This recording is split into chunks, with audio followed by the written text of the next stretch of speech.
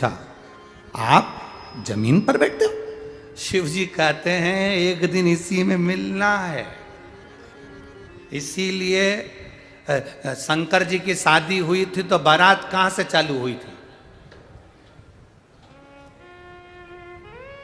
बोलो बोलो, जम के बोलो जरा जल्दी से। कैलाश से, काशी से, शमशान से, मसान से शिव जी की बारात चालू हुई थी। ब्रह्मा जी कह रहे थे जल्दी चलो, तुम्हारी विवाह का मुहूर्त निकल रहा है। शंकर भगवान तैयार ही नहीं हुए। 3 दिन निकल गए।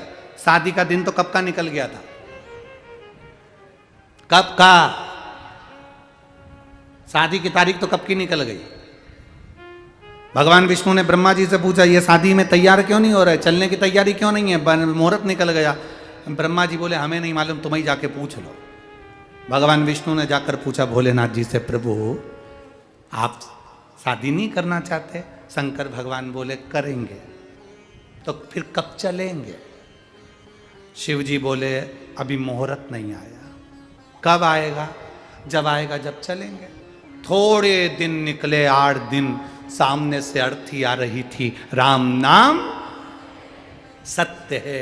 शंकर भगवान ने कहा अब मुझे तैयार करो, मेरा मुहूर्त हो गया। शिव जी की बारात तब निकली जब सामने से अर्थी आई, मुर्दा जला, राख निकली, तन पर धारण करी, तब चले। आज भी सनातन हिंदू धर्म की एक रीत है, कोई शुभ कार्य के लिए जा रहे हो, सामने से अर्थी दिख जाती है तो समझ लो वो कार्य सफल होता ही है। तो इसका मतलब ये नहीं है कि तुम शमशान के पास घर बना लो। बहुत सारे समझदार लोग हैं, नहीं तो कहते सीहोर वाला महाराज बोला है कि अर्थी दिखे तो समझो मुहूर्त अच्छा हुआ। तो उन्होंने कहा अपना घर ही शमशान के पास बना लो, रोज निकलेंगे 14-15 रोज।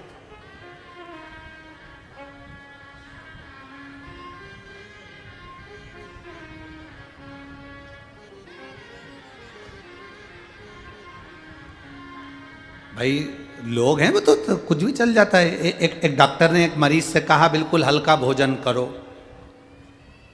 एकदम हल्का भोजन करो। अब उसने सोचा हल्का भोजन क्या हो सकता?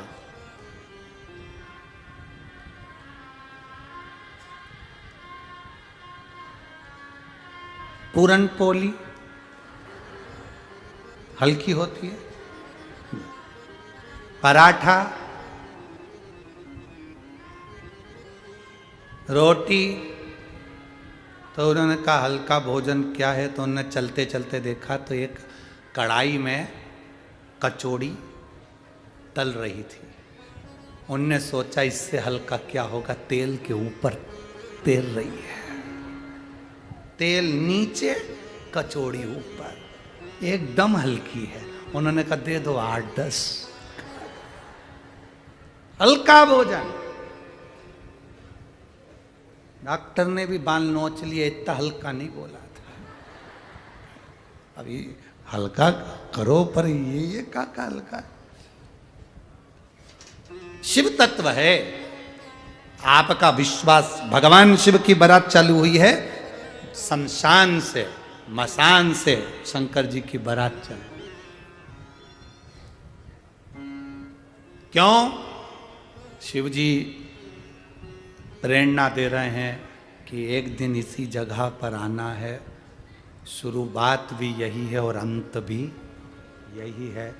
शिव का द्वार शुरू में भी है और शिव का द्वार मरने के बाद भी है। बात तुम्हारे पूरे घर के लोग तुम्हारा जेवर संभालेंगे, तुम्हारी प्रॉपर्टी संभालेंगे, तुम्हारा घर संभालेंगे, तुम्हारी जायदाद संभालेंगे और तुम्हें ले जाके शमशान में चिता के ऊपर अकेले छोड़ आएंगे। आग लगा के वापस आ जाएंगे, घर पे आएंगे तो आलू की सब्जी और पूड़ी खाएंगे। पड़ोसी के यहां से आई है वही खाएंगे।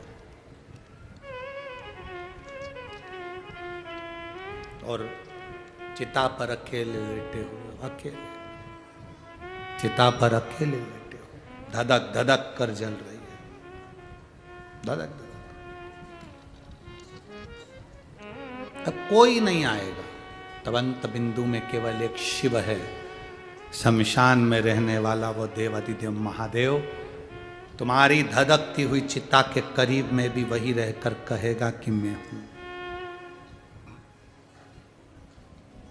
कोई नहीं आएगा, तब वो आएगा। अंत समय प्रभु वचन दिया तो निभाना पड़ेगा, आए ना आए प्रभु कुटुंब कबीरा, अंत समय प्रभु वचन दिया तो निभाना पड़ेगा, और अंत समय प्रभु आना पड़ेगा, वचन दिया तो निभाना पड़ेगा। अंत में कोई नहीं आने वाला, उसके सिवाय कौन आएगा? कौन?